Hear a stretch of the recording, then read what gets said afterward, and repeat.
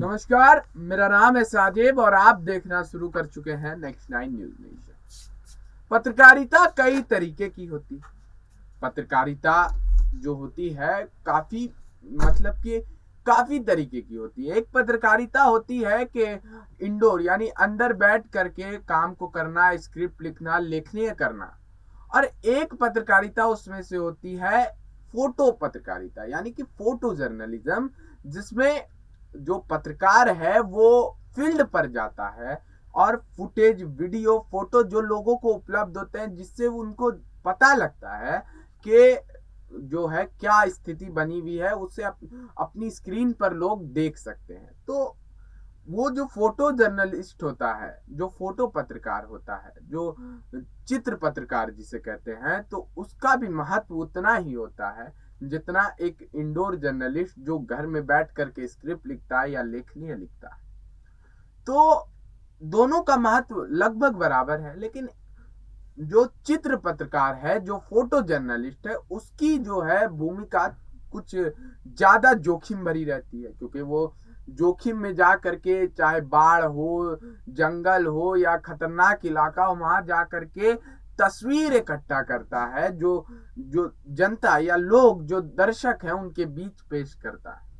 लेकिन सारा क्रेडिट वही ले जाता है जो उस खबर को, जो उस तस्वीर को समझाता है। हालांकि दोनों का उसमें बराबर ही योगदान रहता है। एक खबर में जो है योगदान एक फोटो जर्नलिस्ट का, जिसने फोटो खींच कर लाई है, और एक लेखक जिसने उस फोटो के बारे में समझाया है। तो यहाँ पर दोनों की महत्वता बराबर होती है। लेकिन आज के दौर में फोटो जर्नलिस्ट जो होते हैं, उनको लोग क्या कहें, जो क्लब है, जो पत्रकारों का समूह है, संगठन है, उन्होंने ही उन्हें मायने लगाना बंद कर दिया। उन्हें मायने नहीं लगाते। बताएं कि जुलाई में उपमहाद्वीप के सबसे पुराने press club, Kolkata press club ने यह निर्धारित करने के लिए एक विचित्र जमानत संग्रह किया कि क्या फोटो पत्रकार पर्याप्त पत्रकार हैं, जिन्हें क्लब की सदस्यता से सम्मानित किया जा सकता है। तो उनके बीच आपस में एक विचार हुआ, क्या जो फोटो पत्रकार हैं, जो फोटो जर्नलिस्ट हैं, क्या वो सच में पत्रकार हैं, और क्या उन्हें प्रेस क्लब की सदस्यता दी जा सकती है। मतदान में 269 सदस्यों ने भाग लिया, जहां गुप्त मतदान द्वारा यह निर्णय लिया गया कि फोटो जर्नलिस्ट को वास्तव में सामान्य सदस्यता की अनुमति नहीं दी जाएगी। यानी पत्रकार बिरादरी ही, पत्रकार गुट ही चाहते हैं कि फोटो जर्नलिस्ट, जो फोटो पत्रकार होता है, उसे सदस्यता प्रेस क्लब की ना दी जाए। इस कृत्य से कोलकाता प्रेस क्लब ने शहर के प्रेस फोटोग्राफरों पर गहरा अपमान किया। उन्हें अपमानित महसूस करने के लिए बनाया है। बस एक पेशे के रूप में वे हर दिन क्या करते हैं, यहां तक कि जरूरत पड़ने पर वे ऐसा अपनी जान को जोखिम में भी डालकर तस्वीरें इकट्ठा करते हैं। एक लेखक युद्ध क्षेत्र, बाढ़, जंगल की आग या नागरिक अशांति के दौरान घर के अंदर रह सकता है, लेकिन एक फोटोग्राफर के पास ऐसा करने की विलासिता नहीं होती है। कोविड-19 महामारी के दौरान जब लेखकों के पास घर से काम करने का विकल्प था, यानी कि टेबल पत्रकारिता करने का विकल्प था, तब फोटोग्राफर सड़कों पर थे, दुख और अराजकता को पकड़ रहे थे। कोविड-19 महामारी के दौरान जब लेखकों के पास घर से काम करने का विकल्प था, या कहें कि टेबल पत्रकारिता करने का विकल्प था, तो फोटोग्राफर सड़कों पर थे, दुख और अराजकता को पकड़ रहे थे। दुनिया दूसरी लहर के दौरान गंगा द्वारा उथले रेत की कब्रों में भरे शवों के ढेर को देख सकती थी, क्योंकि एक फोटोग्राफर ने उन्हें यात्रा करने और उनका दस्तावेजीकरण करने का विकल्प चुना था। सोचिए कि अगर कोई नहीं चुनता वो विकल्प, अगर कोई नहीं जाता लाशों के करीब कि उसमें कोविड है, बीमारी है, तो आप देख पाते? क्या वो दृश्य आप अपनी आंखों से देख पाते? नहीं देख पाते। तो जो अपनी जान को जोखिम में डाल करके उस तस्वीर को खींच करके लाता है, उसका दस्तावेजीकरण करता है, उसे जनता के बीच छोड़ता है, तो उसे महत्व क्यों नहीं दिया जा रहा है? ये कोलकाता के प्रेस क्लब ने जो है एक तरीके से अपमान किया है, जितने भी फोटो पत्रकार हैं, फोटो जर्नलिस्ट हैं, उनका अपमान किया है। पिछली 1.5 शताब्दियों में मानव इतिहास के पाठ्यक्रम को परिभाषित करने और बदलने वाले क्षणों को याद करने का एकमात्र तरीका तस्वीरों के माध्यम से है। यानी पिछले 1.5 शताब्दी में जो भी पाठ्यक्रम हुए हैं या जितने भी जो बदलने वाले क्षण हैं, यानी कि जो भी स्वाभिमानी क्षण है, या देश के लिए हो या किसी भी चीज के लिए हो, सभी को तस्वीरों के माध्यम से ही अब दिखाया जाता है। टेक्स्ट सबसे अच्छा उन तस्वीरों को संदर्भ देता है। देखिए, जो लेखक है वो उन तस्वीरों को संदर्भ देता है, बताता है कि इस तस्वीर में क्या है, नहीं है, लेकिन वो तस्वीर जो है वो दर्शाती है कि ये इस समय में ऐसा दिखता था, उसका जो है हूबहू जो चीज होती थी उसको दिखाता था। तो तस्वीर का भी उतना माध्यम महत्व है जितना टेक्स्ट यानी लेखनीय का है। अपनी आंखें बंद करो और 1 सेकंड के लिए 9/11 के हमलों को बारे में सोचो। आप लोग से कह रहे हैं कि अगर अपनी आंखों को बंद करें और 9/11 के हमले के बारे में सोचे तो आपको वियतनाम युद्ध कैसे याद है। कोई भी प्रमुख इतिहास घटना चुने और आपको पता चल जाएगा कि ये छवियां हैं जो चिपक जाती हैं। इसका कारण है कि तस्वीर, क्योंकि उन घटनाओं की तस्वीर वहां जोखिम में डालकर एक फोटो जर्नलिस्ट पहुंचा था। अपनी जान की परवाह किए बिना वहां एक फोटो जर्नलिस्ट पहुंचा था और उसने तस्वीरें खींची और आपको दिखाई, तो आज आपको उसकी छवि याद है। दिलचस्प बात यह है कि ऐसी घटनाएं जो अब सार्वजनिक स्मृति में नहीं है, वे है जिनकी या तो ज्यादा तस्वीरें नहीं ली गई है या अच्छी तरह से फोटो नहीं खींची गई है। उदाहरण के लिए श्रीलंका में तमिलों का नरसंहार, जो श्रीलंका में तमिलों का नरसंहार है उसकी ज्यादा तस्वीरें नहीं है तो लोगों को उतना याद नहीं है। या म्यांमार के रखाइन राज्य के रोहिंग्याओं का पलायन, यानी म्यांमार के रखाइन राज्य से जो रोहिंग्या थे उनका पलायन जो था, भारत में शायद ही कभी चर्चा की जाती है क्योंकि इन लोगों को याद ही नहीं है, तस्वीरें ही नहीं। अगर तस्वीरें होती तो लोगों के मन में एक छवि बन जाती और लोगों को याद हो जाता। भले ही वे हमारे सीमा से लगे देश में, भले ही वो हमारी सीमा में है, देश की सीमा में, भारत की सीमा में, लेकिन फिर भी याद। लेकिन यूक्रेन युद्ध के बारे में बात की जाती है, ऐसा क्यों यूक्रेन की तस्वीरें बार बार हमारे सोशल मीडिया फीड पर आती रहती है, जिससे इस संघर्ष को नजरअंदाज करना संभव हो जाता है। क्योंकि तस्वीरें हैं, एक जो वहां पर बम फट रहे हैं, मिसाइल लगातार युद्ध हो रहा है और वहां पर एक फोटो पत्रकार अपनी जान को जोखिम में डालकर पहुंचा हुआ है कि जनता को वो, दर्शकों को वो तस्वीरें दिखा सके। लोग तब तक प्रतिक्रिया नहीं करते जब तक वे देखते नहीं है। जी हाँ, बिल्कुल, लोग प्रतिक्रिया तब तक नहीं करते हैं जब तक वो अपनी आंखों से किसी चीज को देख ना ले। कल्पना कीजिए कि अगर एक अमेरिकी पुलिस अधिकारी द्वारा जॉर्ज फ्लॉयड की नृशंस हत्या का कोई दृश्य रिकॉर्ड नहीं होता, यदि आपने उनके अंतिम शब्द में मैं सांस नहीं ले सकता मामा नहीं सुना, तो क्या आप एक आंदोलन को ब्लैक लिव्स मैटर जितना बड़ा मानते? हुआ होगा? नहीं हुआ होगा, कभी नहीं हुआ होगा, क्योंकि तस्वीरें जो है महत्व रखती हैं।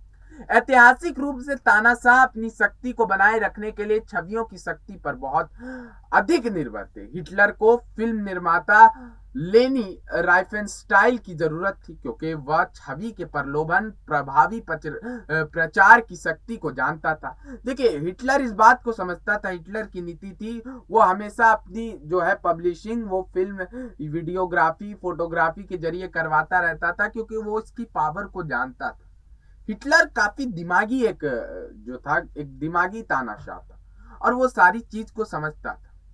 अब बताएं कि आइजेंस्टीन की क्रांतिकारी सोवियत प्रचार फिल्म बैटलशिप पोटेमकिन में प्रभाव से कौन सा पार्ट मेल खा सकता है जिसे चार्ली चैपलिन ने दुनिया की सर्वश्रेष्ठ फिल्म कहा था। देखिए, यहाँ पर भी दुनिया की सर्वश्रेष्ठ फिल्म चार्ली चैपलिन ने जिसे कह दिया, तो वो भी तस्वीर के माध्यम से, तस्वीर की ही जो फोटोग्राफर हैं, जो वीडियोग्राफर हैं, जो फोटो पत्रकार हैं, जर्नलिस्ट हैं, तो ये उनका महत्व काफी ज्यादा समाज को देना चाहिए, लोगों को देना चाहिए। उन राजनेताओं को देखे जो भारत और उसके बाहर सफल है। यानी जो पॉलिटिशियन है वो भी सफल है तो वे वही है क्योंकि वे समझते हैं और अपने लाभ के लिए फोटोग्राफिक छवि का उपयोग करते हैं, क्योंकि वे जानते हैं कि उनके और उनके दर्शकों के बीच केवल एक ही पुल है, छवि। देखिए, छवि बनाने के लिए भी तस्वीरें काफी ज्यादा मायने रखती हैं। देखिए, आप अगर आए हैं, ठीक है, आप कुछ अच्छा काम करके आए हैं और जाकर के बोलते हैं लोगों के बीच कि मैंने ये अच्छा काम किया, तो लोग मान जाएंगे लेकिन उसको याद नहीं रखेंगे। लेकिन आप अगर उसकी तस्वीर, या फिर लोग मानेंगे भी नहीं, भी मानते हैं बहुत, लेकिन आप अगर उसकी तस्वीर दिखाएं तो लोग याद भी रखते हैं और मानते भी हैं कि हाँ बिल्कुल ये तस्वीर जो है ये दिखा रही है, ये बतला रही है कि ये शख्स जो कह रहा है वो सही कह रहा है। अगर मान करके चलिए तस्वीरें ना होती पत्रकारिता में और आप कुछ भी लिखते, कुछ भी जनता को बताते, तो जनता को भरोसा कैसे होता? कैसे भरोसा होता कि आप सत्य कह रहे हैं? अगर मान लिया जाए आप किसी घटनाक्रम, कहीं मर्डर हुआ है और आप पूरे भारत की जनता को वो बात बता रहे हैं और आपने कोई तस्वीर या कोई वीडियो यूज नहीं किया, तो जनता कैसे मानेगी कि आप सच कह रहे हैं? क्योंकि जनता तो पुलिस की फाइल देखने नहीं जाएगी।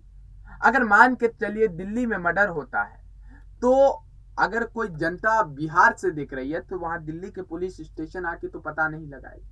वो इस बात की पुष्टि इसी से करेगी कि जो आपने तस्वीरें दिखाई है। तो तस्वीरों का भी बराबर महत्व है। जब ट्विटर से खुश उदारवादी प्रधानमंत्री नरेंद्र मोदी का मजाक उड़ाते हैं, कहते हैं कि वह कैमरे के लिए खेल रहे हैं, तो मजाक उन पर है, क्योंकि जिस आदमी का वे मजाक कर रहे हैं वे वास्तव में काम पर है, जबकि वे अपना समय एक डिजिटल के अंदर बर्बाद कर रहे हैं, ब्लैक होल। मोदी जानते हैं कि वह क्या कर रहे हैं, जबकि उनका विपक्ष छवि की ताकत से पूरी तरह बेखबर है। वह जानता है कि वह कैमरे के सामने खेल रहा है, क्योंकि यही एकमात्र चीज है जो उसे अपने निर्वाचन क्षेत्र से जोड़ती है। देखिए, प्रधानमंत्री जानती है कि जो क्षेत्र से वो चुन करके आ रहे हैं वहां की जनता उन्हें देखना चाहती है, और वो इस बात को भली भांति समझते हैं कि तस्वीरों का, इसमें प्रधानमंत्री समझ रहे हैं कि तस्वीरों का कितना महत्व है, लेकिन जो पत्रकार है, जो पत्रकार बिरादरी है, वही नहीं समझ रही है और फोटो जर्नलिस्ट को मायने नहीं लगा रही है। मोटे तौर पर अगर हम छवियों की असाधारण शक्ति पर सहमत होते हैं और दुनिया को आकार देने में उनकी भूमिका को स्वीकार करते हैं जिसमें हम रहते हैं, तो लोगों, संगठनों और संस्थानों को एक छोटा सा वर्ग फोटोग्राफी और फोटोग्राफर की भूमिका को कम क्यों करता है? असल में वे नहीं चाहते, वे इसके लिए भुगतान नहीं करना चाहते। इस वजह से वो फोटोग्राफी को खराब बताते हैं, फोटोग्राफी को मान्यता नहीं देते हैं, फोटोग्राफी को सम्मान नहीं देते हैं, ताकि उन्हें उस क्षेत्र में, उस फील्ड में एक फोटोग्राफर को ज्यादा पैसे ना देना पड़ जाए, उनको भुगतान ना करना पड़ जाए। इसके परिणाम स्वरूप एक बड़ा और अधिक जरूरी सवाल उठता है, क्या भारतीय फोटो जर्नलिज्म खतरे में है? और जवाब है हाँ, शायद यही है। कारण विविध और जटिल है। जैसे तकनीकी प्रगति और माध्यम का लोकतंत्रीकरण जिसने किसी को भी फोटोग्राफर बनने में सक्षम बनाया। इसके अलावा हम निरंतर निगरानी के युग में रहते हैं, जहां सब कुछ पहले से ही हर समय दर्ज किया जा रहा है। इस तरह की स्थिति में फोटो जर्नलिज्म वास्तव में क्या पेशकश कर सकता है? ये अद्वितीय संकट है जिसने हमारी पीढ़ी को माध्यम की सीमाओं को आगे बढ़ाने के लिए मजबूर किया, और हमने पिछले 2 दशकों में इतना बुरा नहीं किया। इसके विपरीत भारत में वृत्त चित्र फोटोग्राफी शायद इतिहास में अपने सबसे अच्छे समय से गुजर रही है। फोटो जर्नलिज्म की दुनिया में ऐसा कोई अंतर्राष्ट्रीय पुरस्कार नहीं है जो हमारी पीढ़ी के भारतीय फोटोग्राफरों ने नहीं जीता। भारतीय फोटोग्राफर आज दुनिया भर के हर प्रतिष्ठित त्योहार, संग्रहालय, गैलरी, कला मेले और द्विवार्षिक में अपने काम का प्रदर्शन कर रहे हैं। क्या हमारी पीढ़ी के भारतीय लेखक या उसने मामले के लिए पहले वाले ईमानदारी से कुछ इसी तरह का दावा कर सकते हैं? क्या वे आगे आकर कह सकते हैं कि पिछले 150 वर्षों में लेखकों की सर्वश्रेष्ठ पीढ़ी? कल्पना कीजिए कि अगर विरासती मीडिया या नए उभरते हुए डिजिटल मीडिया ने हमारे काम का समर्थन किया होता, तो क्या हासिल कर सकते? जी हाँ। तो फिलहाल इस खबर में इतनी ही जानकारी। हमने आज आवाज उठाई है फोटो जर्नलिस्ट लोगों के बारे में, क्योंकि उनका भी महत्व बराबर होता है जितना कि एक राइटर, एक लेखक का, एक लेखनीय जर्नलिस्ट का होता है। उतना ही महत्व एक फोटोग्राफर का होता है। मैं ये नहीं कह रहा हूँ कि जो लेखक होते हैं उनका महत्व कम होता है, लेकिन दोनों का महत्व बराबर होता है। एक संदर्भ, एक जो है तस्वीर लेकर के आता है और एक उसका संदर्भ समझाता है। फिलहाल इस खबर में इतनी ही जानकारी, तब तक के लिए बने रहें और देखते रहें नेक्स्ट 9 न्यूज नेशन।